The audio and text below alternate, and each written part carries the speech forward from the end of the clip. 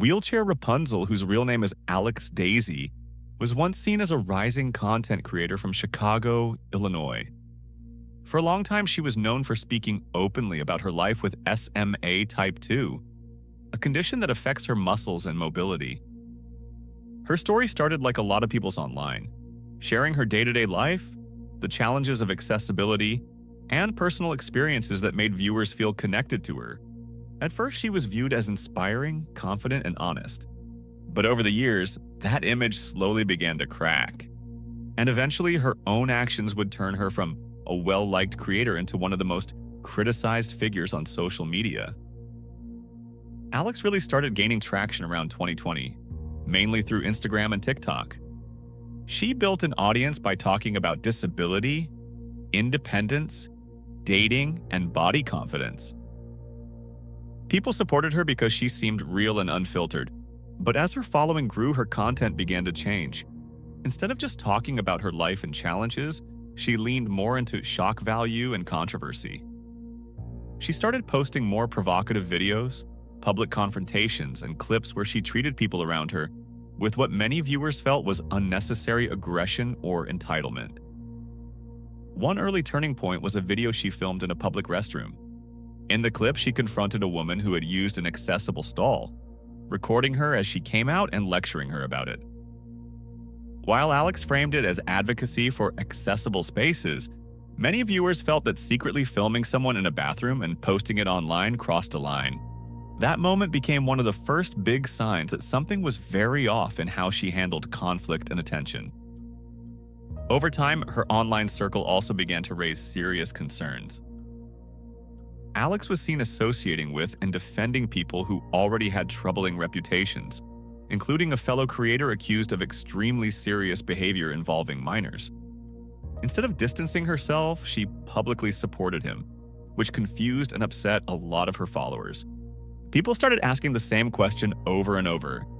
Why is she always standing next to the most problematic people in the room? Things escalated even more when Alex entered what many people called her party era. She was posting heavily about going out, drinking, and living a wild lifestyle.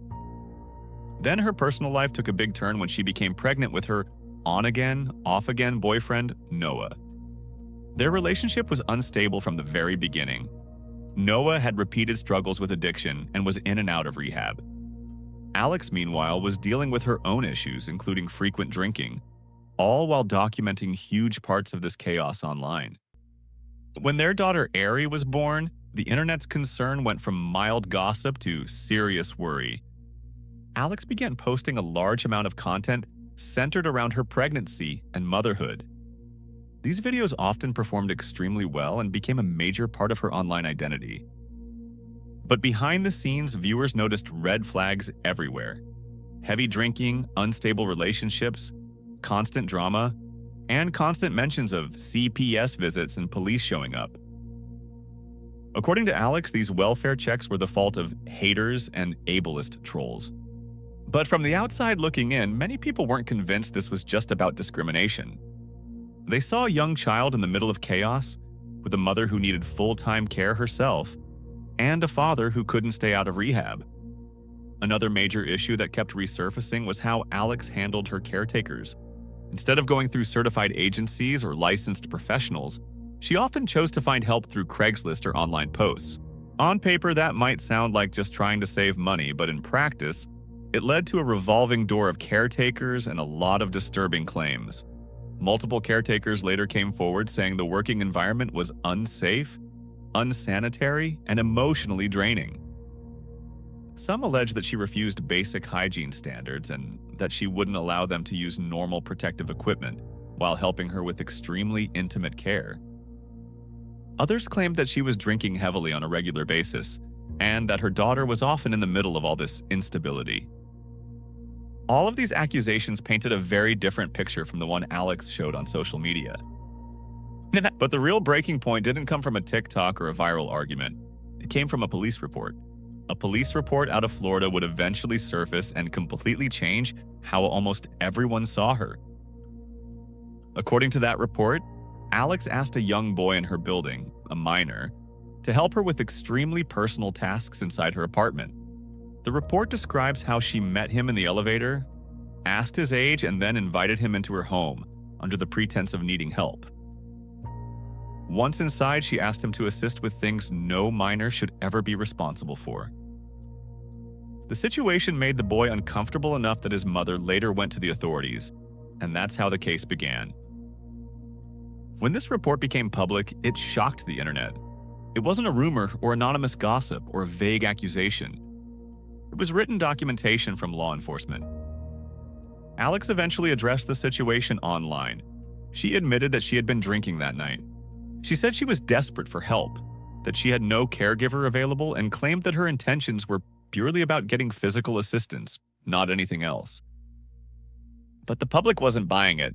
And the key detail that everyone kept coming back to was this.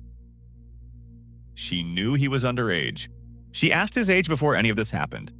Being intoxicated doesn't change that. Being disabled doesn't change that, and needing help doesn't make it acceptable to put a minor in that kind of situation. For a lot of people, this wasn't just a bad decision. It was a line that simply cannot be crossed. Eventually, Alex said that she turned herself in and that the outcome was probation and a reduced charge, rather than serious prison time. Legally, the system may have gone easier on her than many people expected, but publicly, there was no coming back from this. By the time all of this unfolded, her image was already hanging by a thread. Years of questionable decisions, online fights, strange friendships, and nonstop drinking had already pushed much of her audience away. The police report was simply the final blow. Her comments became flooded with people calling her out. Longtime supporters said they were done. Creators who once defended her walked everything back. And every time she tried to address it, viewers noticed the same pattern. Very little true accountability, and a lot of explaining, minimizing, or shifting focus to other people's behavior. She blamed a lack of caregivers. She blamed alcohol. She blamed online haters. What she almost never truly confronted was the seriousness of her own actions. In the end, this wasn't the story of a disabled creator being unfairly targeted. This was the story of someone who repeatedly made unsafe, reckless choices and then tried to frame every consequence as an attack or misunderstanding. There are countless disabled parents and creators who live responsibly, take care of their children, and still manage to use the internet in healthy ways. They don't end up with police reports, CPS visits, and public scandals because they aren't putting minors, caretakers, or their own children in harmful situations. Alex's downfall didn't happen because she uses a wheelchair. It happened because, over and over, she chose chaos instead of accountability. Today, her online presence is a shadow of what it once was. Most of the support is gone. Most of what's left are reminders of what she did, and people making sure that it isn't forgotten. And whether she realizes it or not, her social media career is essentially over. The internet can forgive a lot. Bad takes, old clips, even some controversies. But when it comes to putting a child or a minor in a dangerous position, that's a line you cannot uncross. At this point, the only thing that really matters isn't whether Alex can fix her public image. It's whether the people around her, especially her daughter, end up in a safer, more stable environment than the one she chose to create online.